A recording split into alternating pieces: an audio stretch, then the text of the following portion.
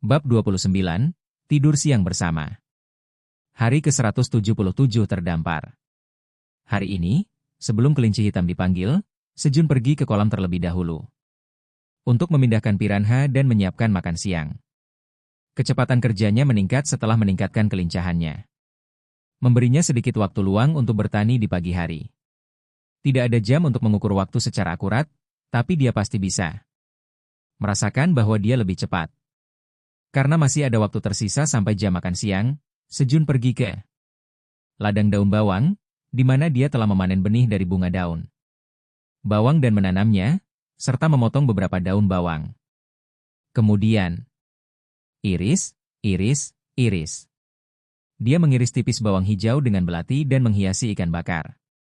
Dengan itu, sementara Sejun dan kelinci hitam menyiapkan makan siang, kelinci putih menyelesaikan tugas mereka sendiri dan membantu menyiapkan makanan.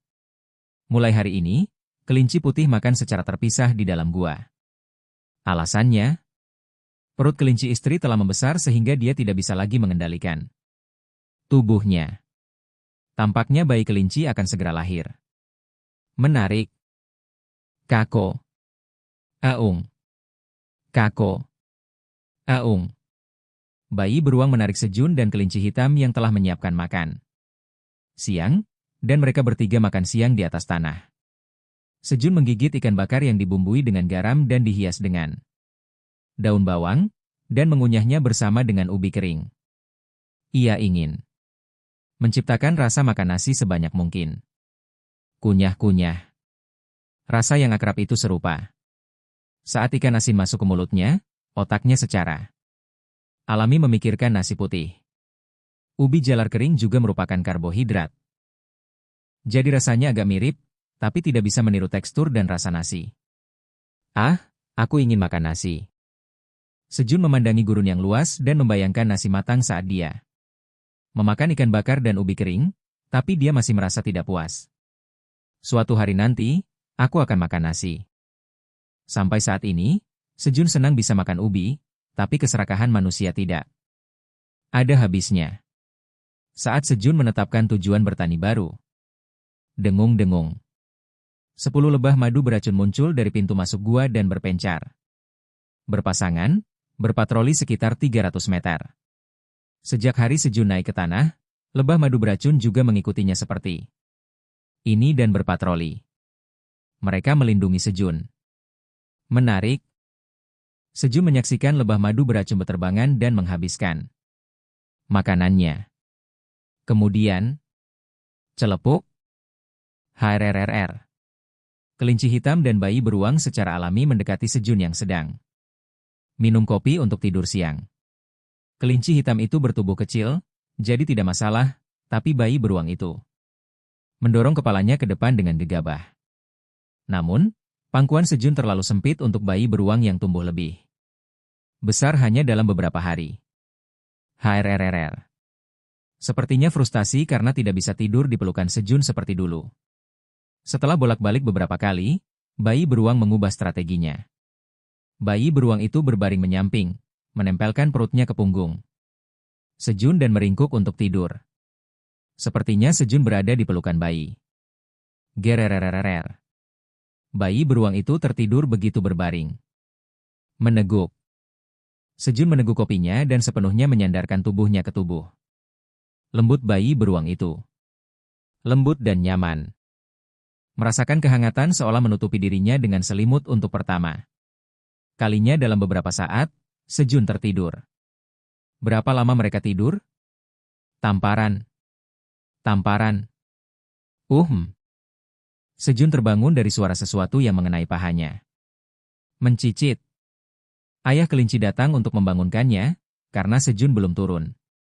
Dia pasti tertidur lelap karena perut bayi beruang begitu empuk. Teman-teman, ayo bangun. Mengerang, oh. Mengerang, oh. Sejun membangunkan kelinci hitam dan bayi beruang yang sedang tidur. Belakangan ini, kelinci hitam berlatih dengan bayi beruang di sore hari. Lebih tepatnya, saat bayi beruang sedang bermain, kelinci hitam itu berjuang mati-matian. Melambung. Celepuk. Celepuk. Celepuk. Kelinci hitam itu berusaha keras untuk memukul bayi beruang itu dengan palu. Sambil menghindari kaki depan beruang itu, tapi mengerang. Bayi beruang dengan bersemangat berlari menuju kelinci hitam. Tampaknya berpikir mereka sedang bermain tag. Sementara keduanya berlatih dan bermain, Sejun menanam pucuk wortel yang dia bawa dan pergi ke gua untuk memanen tomat ceri. Kemudian berdesir saat dia sedang memotong cabang tomat ceri untuk sementara waktu. Berdengung. Dia melihat seekor lebah beracun membawa sesuatu seukuran kepalan tangan. Dengan susah payah, meninggalkan gua. Apa itu? Sejun, didorong oleh rasa ingin tahu, berhenti memanen tomat ceri dan mengikuti lebah beracun itu naik ke tanah. Apa itu? Saat Sejun bertanya pada lebah beracun, yang sedang mencari sesuatu di sekitarnya, berdebar. Alih-alih menjawab, lebah beracun dengan hati-hati meletakkan apa yang dibawanya di tangan Sejun dan kembali ke gua. Itu telah meninggalkan pembuangan ke Sejun. Apa ini? Sejun dengan hati-hati mengambil benda itu, yang terlihat seperti larva berwarna gading. Anda telah memperoleh kepompong Ratu Lebah Racun. Kepompong Ratu Lebah Racun? Fakta bahwa sebuah pesan muncul berarti itu adalah sebuah item. Sejun memeriksa kepompong itu dengan cermat. Kepompong Ratu Lebah Racun. Larva lebah beracun bersiap untuk bermetamorfosis menjadi ratu lebah. Beracun dengan hanya mengonsumsi royal jelly. Ada 10 hari tersisa sampai metamorfosis. Itu akan menganggap makhluk pertama yang dilihatnya setelah metamorfosis sebagai pemiliknya. Lebah racun telah keluar untuk meninggalkannya karena ratu lebah racun baru akan segera lahir, meskipun ini bukan waktunya untuk pembagian sarang. Namun, itu adalah kesempatan bagi Sejun untuk mendapatkan sarang lebah.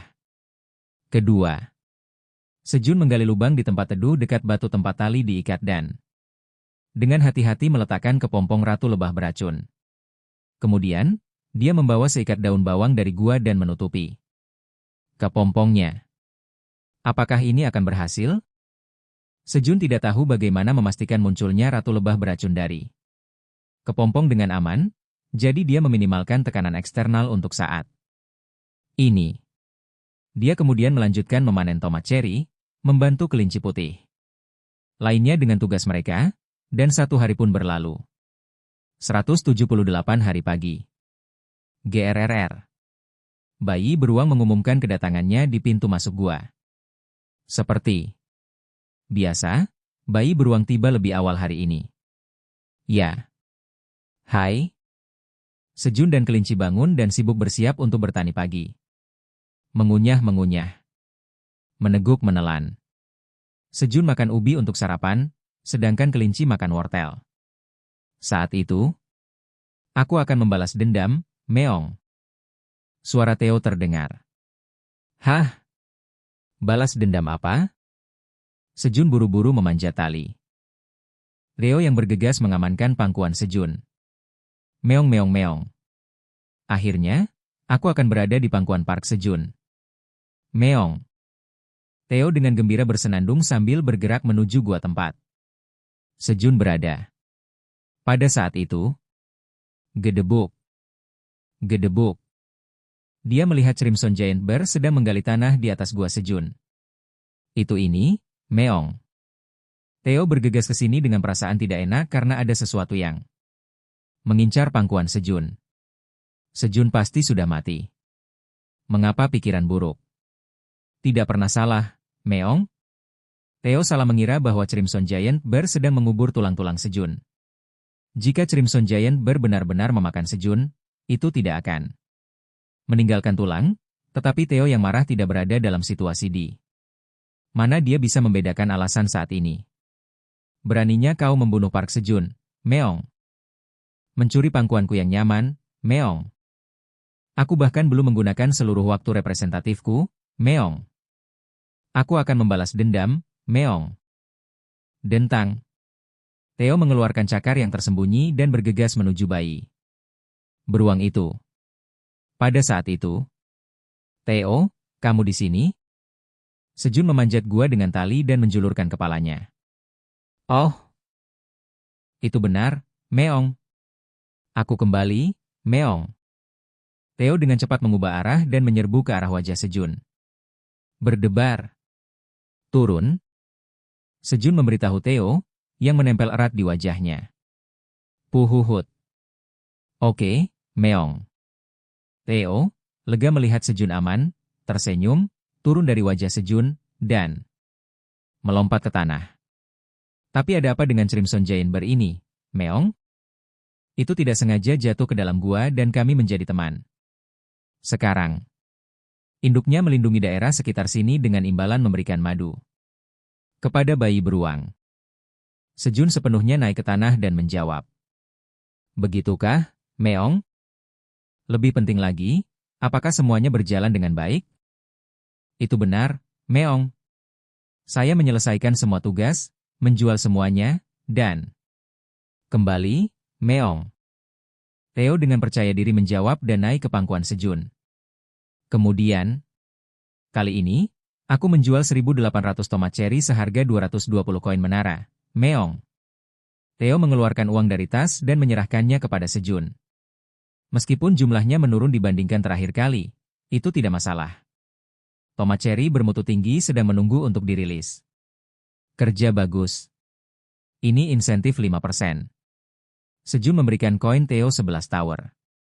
Karena Theo melakukan pekerjaan dengan baik, Sejun meningkatkan insentif Theo menjadi 5%, yang merupakan tingkat perwakilan.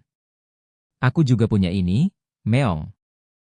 Theo mengeluarkan barang yang diminta Sejun, bersama dengan curu, bumbu, dan kopi. Berapa jam waktu perwakilanku yang tersedia sekarang, Meong? Theo, dengan mata penuh antisipasi, menunggu kata-kata Sejun. Menambahkan waktu sebelumnya, itu 38 jam? Mengerti, Meong? Aku akan menggunakan semua waktu itu, Meong.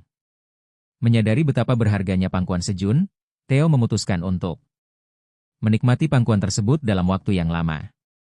Kerja bagus. Sejun membelai kepala Theo dan merobek curu, suguhan kucing, untuk dimasukkan ke mulut Theo.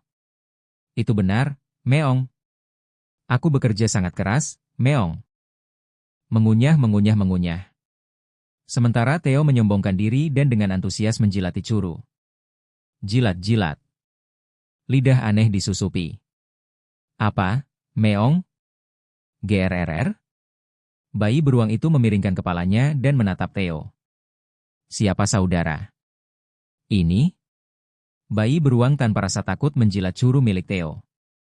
Haaak. Haaak. Sejun mencengkeram Theo dengan erat, yang membuat keributan dan mengancam akan memukul bayi beruang itu dengan cakarnya, mencegahnya mengamuk. Namun, gererererer. Bayi beruang yang terkejut mulai menjerit. Kemudian, roar. Gedebuk. Gedebuk. Gedebuk. Induk Crimson Giant Bear, yang belum pergi jauh, segera menghampiri setelah mendengar tangisan bayi beruang. GRRR. GRRR. Bayi beruang berlari ke ibu beruang raksasa merah dan menunjuk ke Theo. Dengan cakarnya, memberitahu dia apa yang telah dilakukan Theo. Ah. Halo. Aku Theo, pedagang kucing pengembara. Theo buru-buru turun dari pangkuan Sejun dan membungkuk 90 derajat untuk menyapa ibu Crimson Giant Bear. Theo, bingung atau tidak, tiba-tiba mulai berbicara bahasa Korea standar, melupakan dialeknya. Roar. Ibu Crimson Giant Bear menggeram pada Theo, menatapnya. Ya. Saya salah. Kita akan akur mulai sekarang. Theo dengan sungguh-sungguh meminta maaf, tidak yakin apakah beruang itu memahaminya. Mereka hanya bertengkar kecil. Tidak terjadi apa-apa. Sejun pun buru-buru membela Theo karena merasa bertanggung jawab atas situasi tersebut. Theo telah datang jauh, hanya untuk menemui ini pada saat kedatangan. Gemuruh. Induk beruang raksasa merah mendengus keras, memperingatkan Theo untuk tidak menyentuh anaknya lagi, dan pergi untuk melanjutkan patrolinya. Ho Nyang. Maowi Cup. Maowi Cup. Theo, lega, tiba-tiba mulai cegukan. Oke. Ini sudah berakhir. Tenang. Terima kasih untuk Maowi Cup. Berdiri untukku, Maowi Cup, terima. Kasih, Meong. Theo cegukan sambil mengungkapkan rasa terima kasihnya kepada Sejun. Maaf aku tidak bisa memberitahumu sebelumnya. Sejun memeluk Theo dan menepuk dadanya. Kemudian, mendengkur. Theo, yang tampak tenang dengan sentuhan Sejun, dengan cepat tertidur. GRRR. Bayi beruang itu, mengira sudah waktunya tidur siang sejak Theo tertidur. Bersandar di punggung Sejun dan berbaring. Celepuk. Kelinci hitam itu juga melompat ke pangkuan Sejun. Teman-teman? Mendengkur. Menguap. GRRR. Alih-alih menjawab, dia hanya mendengar dengkuran rendah. Mereka semua tertidur. Oh, apa-apaan ini? Hah? Saat Sejun mengundurkan diri untuk tidur juga, dia melihat topi Jeremy di sebelahnya. Itu pasti terbang ketika Ibu Crimson Giant Bear mendengus. Sebelumnya. Bagus. Sejun, yang membutuhkan sesuatu untuk menghalangi sinar matahari. Memakai topi jerami dan tertidur. Pada hari ke-178 terdampar, Theo menyadari bahwa menyebabkan masalah. Dengan bayi beruang akan menimbulkan masalah besar. Ayo bergaul mulai sekarang, sayang, Meong. Tapi tolong, makanlah sedikit. Curu. Theo bergumam dalam tidurnya.